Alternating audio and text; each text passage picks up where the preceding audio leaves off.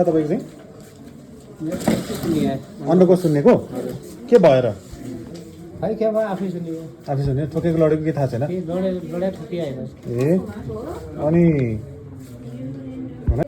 आफै भयो पिसाब पोल्ने छैन कतै गाडीकोटी आएको डल्लेडुल्ली भएको केही थाहा छैन नि बुवा तपाईँको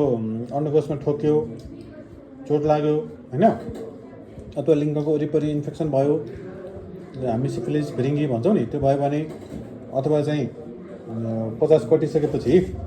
चाहिँ अन्डकोशको समस्या हुन्छ एक किसिमको चाहिँ क्यान्सर जन्ने चिज हुन्छ अन्डकोशको क्यान्सर भन्ने हुन्छ क्या त्यसमा सुनिन्छ अथवा रुख चढ्यो साइकल चढ्यो घोडा चढ्यो बाइक चढ्यो ठोक्यो भने पनि आफै हुन्छ अथवा पिसाबको इन्फेक्सन भयो पनि हुन्छ है त्यही भएर सबै नराम्रो पनि होइन होइन